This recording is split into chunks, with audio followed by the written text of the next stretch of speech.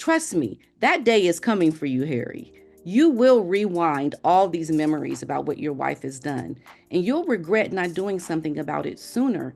You're just in delusion right now. They said Prince Harry had found peace in Montecito, a fresh start, a new life, a love story wrapped in California sun. But what if that was just the facade?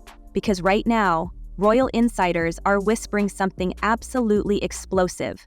Prince Harry has been sneaking back to England, alone, not for royal duty, not for charity, and definitely not for family reconciliation. No, he's been vanishing into a private London townhouse, allegedly owned by an old aristocratic friend, and he's not alone in there. Word is, a certain mystery woman is waiting behind those discreet doors. A woman from his past. A woman who's definitely not Meghan. Well, he wouldn't leave the children, you see. And in America, the rules about, children, it's they're always with the mother, nearly always. Yeah. So, I mean, so it's not going to happen. So do you remember where 5 years, everyone, when they got married, a lot of members actually of the royal family even said, it won't last 5 years. But it has. It has. Yeah, It's lasted 7. Yeah. Through a lot of crises, through a lot of, huge pressure. Sources close to former palace aides claim that Harry has been boarding flights under assumed names, keeping travel records deliberately murky. He's been slipping into the UK with barely a trace. No photo ops, no press leaks, not even a whisper from the usual PR hounds. One former security contractor told a tabloid, when he wants to disappear, he disappears. And what does that tell us? These aren't business trips. This is something else entirely, something intimate. According to 2 Veteran Society reporters, Harry's been spending long evenings inside that London flat, reportedly laughing, drinking herbal tea, or perhaps something stronger, and reconnecting with a familiar figure from his wild bachelor years. We're told she's blonde, elegant, possibly titled, and very much not interested in Hollywood. If this is true, then we are looking at a seismic betrayal, not just of Meghan, but of the entire Sussex brand. Think about it. Their whole operation, from Netflix specials to podcast monologues, depends on the fairy tale of their love conquering the cold palace machine. They've sold millions of dollars in deals based on unity, trauma bonding, and their own version of royalty in exile. But if Harry's pulling this off behind closed doors, jetting off to England while Meghan plays solo boss lady in LA, what does that really say about their so-called partnership? Is this the beginning of the end for the House of Sussex? There was this story that Meghan, had her people approach someone about a divorce book. But I mean, imagine if Meghan left Harry, it would destroy her reputation. She would be eviscerated publicly because she's already slipped into this kind of category on social media, the way that pop culture commentators talk about her. They lump her in with Amber Heard, they lump her in with, these other famous women who are perceived as being narcissistic or, being controlling of their husbands. And Meghan? She's reportedly spiraling. According to insiders close to the couple's Montecito circle, Meghan is in full-on control mode, micromanaging everything from their staff's wardrobe to the fonts used in her lifestyle brand's email blasts.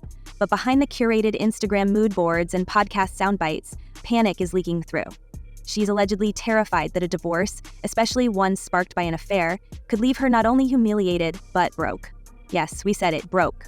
The woman who once joked about 5-inch stilettos and royal titles is now allegedly scrutinizing every contractual clause tied to Harry's family inheritance. Without that Sussex surname attached to her brand, how long could the empire of ever really last? On her own podcast, she recently admitted to feeling incredibly lonely as a businesswoman. That loneliness, some say, isn't just about solo board meetings. There are whispers from former staff that Harry has been pulling away for months, appearing distant, irritable, and worst of all, nostalgic.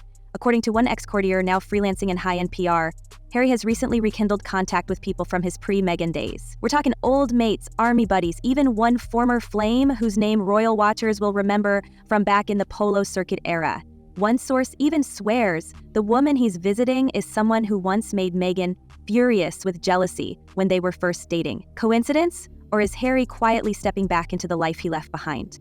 So she's trying to paint these pictures of what she wants it to be, like, oh, I don't know who they are, and I'm so innocent to the world and everything. Girl, we are on to you. We see it. Meghan's camp, meanwhile, is reportedly in overdrive. She's posting curated family photos, reviving old anecdotes about parenting moments, and name-dropping business mentors like it's a checklist of please love me, I'm still relevant. But behind the scenes, one longtime friend from her Suits days allegedly told a gossip blogger that Meghan is quietly contacting divorce attorneys.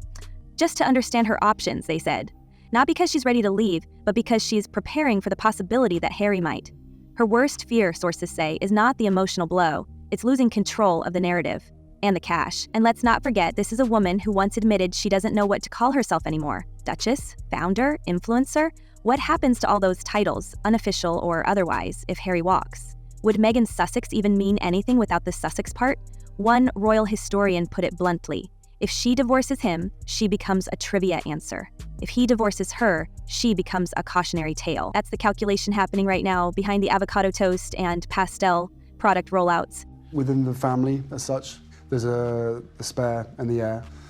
My brother being the heir and me being the spare. And so I think it was just a really good opportunity to choose a title that had been somewhat used against me for a long part of my life and own that title. But if Harry really is rekindling something romantic in London, why now? Why risk everything when they've already built this new glittery life in California? According to a well-placed former royal bodyguard, Harry has always struggled with the isolation of life in exile. He didn't just leave a country, he left his identity, the source said.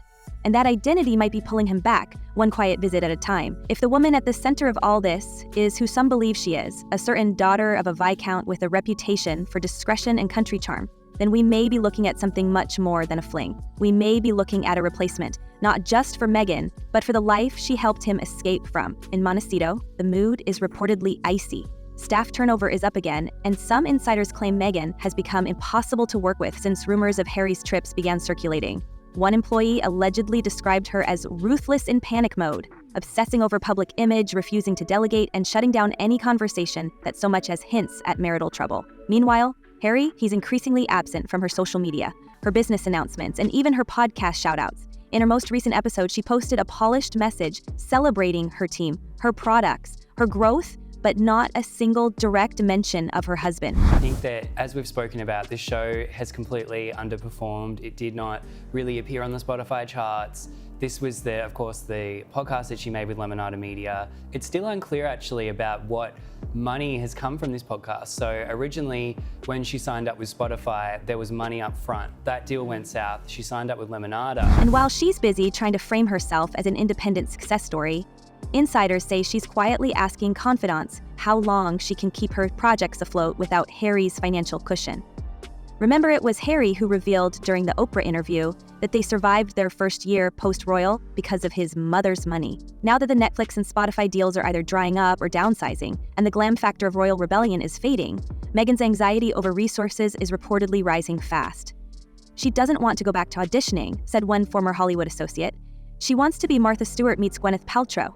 But if Harry leaves, she might end up as just another ex. And yet, Meghan isn't retreating. If anything, she's doubling down. She's said to be pitching new brand extensions, fashion, home goods, maybe even a sparkling beverage label, and locking in second season exclusivity with Netflix. But behind those polished headlines, the tension is boiling. If this mystery mistress in London really exists, and multiple high-level sources insist she does, then Meghan's entire brand could collapse like a meringue in a microwave. Because the one thing the public won't forgive? Being sold a fairy tale that ends in betrayal. And while Meghan scrambles to maintain her image, Harry's secret trips could be the final nail in the coffin for their Hollywood fairy tale. I think you can see a lot of examples of that. Meghan trying to emulate things with Catherine and Diana, and it just shows you how much she was invested in, these personalities that she wanted to be like. And I think, and the most brutal irony, while Meghan scrambles to repackage herself as a powerhouse founder and modern American mogul, the very foundation of her fortune may still be tied to the man quietly slipping away. According to sources close to the Sussex's financial team, a surprising amount of Meghan's lifestyle, from the sprawling Montecito mansion to private security and the production costs of her new Netflix-backed brand, still hinges on Harry's inherited royal wealth. It's not just the Netflix and Spotify checks, we're talking about trust funds, old money, and yes, the bank accounts of Princess Diana herself. Meghan may wear the boss crown in public, but behind the glossy PR curtain, she's reportedly far more financially dependent than she lets on. A former palace advisor now based in the US told a London outlet that Meghan has built her brand on independence, but the numbers say otherwise. Add to that the whispers that her as-ever lifestyle business, though it had an initial sellout, has been slow to scale, without heavy backing from Harry's name and Netflix's infrastructure. Multiple former staffers have hinted she's had to pause expansion plans and is even considering liquidating assets, including one of the family's luxury vehicles and a small property she reportedly owns under a trust name. If the divorce happens, It's not just personal, it's financial collapse.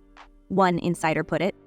And if I were, if I were a troublemaker, I might accuse Harry and Meghan of unconscious bias in the employment department, looking at all the new faces that are coming onto work for Harry and Meghan independently and together for their entertainment ventures. And if history repeats itself as much as Harry whines that it does, both Harry and Meghan will continue to reject any and all sound advice and will potentially treat their staff poorly, so good luck. And now, with Harry reportedly cozying back up to the very institution they both once scorched in primetime interviews, the optics are beyond awkward. They're devastating. He's allegedly been reaching out to longtime royal confidants, rekindling contact with old advisors, even attending private gatherings on British soil without Meghan's team in tow. That's not just nostalgia, that's strategy. A calculated move that screams, I might need a parachute. And if that's the case, then Meghan's Hollywood empire isn't just missing its prince, it might be running out of runway. One royal commentator pointed out the symbolic weight of Harry's alleged re-engagement with the crown.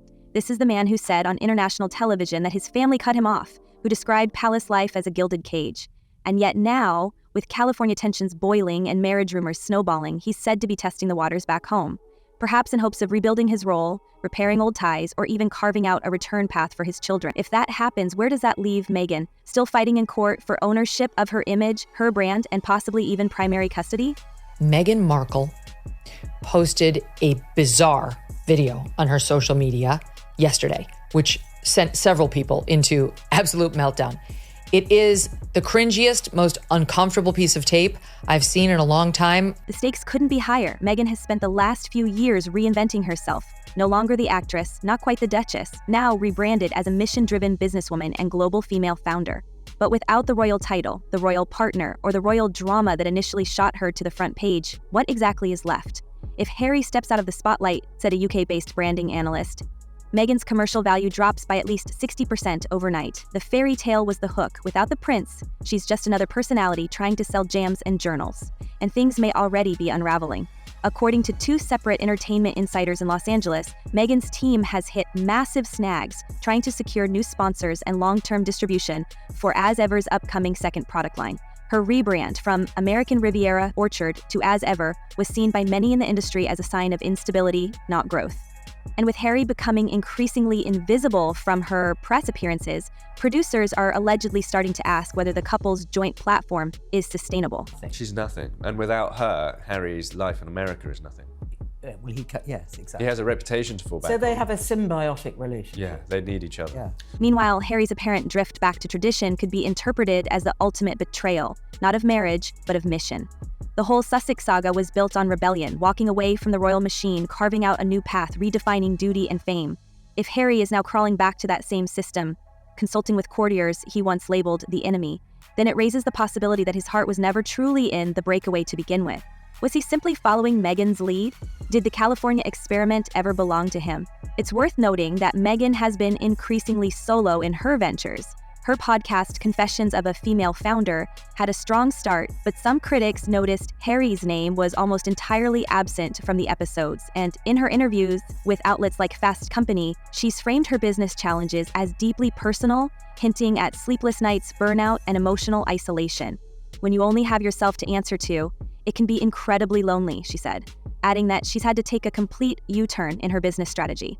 But was that pivot really her choice, or was it survival mode? Several former employees have spoken, off the record, about chaos inside the Montecito compound. An unsettled energy, one called it. Staff reshuffling, sudden policy changes, high turnover, all signs, they said, that Meghan's world is not as curated as her Instagram would suggest. And with Harry reportedly spending more time in private homes in the UK, out of public view, surrounded by allies from his pre-Sussex days, the contrast is impossible to ignore. While Meghan works overtime to prove she's thriving, Harry may already be halfway out the door. But while Harry and Meghan grapple with fractured trust and mounting headlines, it's their children who may be enduring the quietest and most profound consequences. Archie and Lilibet, still so young and unaware of the full scale of the chaos surrounding them, are growing up in a home clouded by tension and uncertainty. They've never known life without the glare of public attention. Yet the latest wave of speculation threatens to change the tone of their childhood entirely. Behind the gated Montecito estate, the question lingers: what does it mean to be raised in a palace built on instability? The other thing I'm going to say, and I know this is weird, but there's one of those conspiracy theories on the internet that she might not have actually carried her babies, one or both.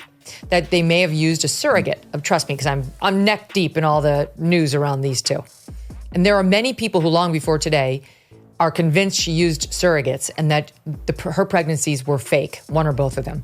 Children in high-profile families often bear the invisible scars of parental conflict. But in this case, the drama isn't just internal, it's international. Every image, every family anecdote, every interview snippet is dissected by millions.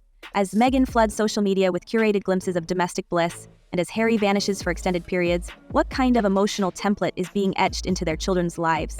Experts in child development have long warned that chronic exposure to inconsistency, secrecy, and media pressure can shape a young mind's sense of trust and identity in damaging ways.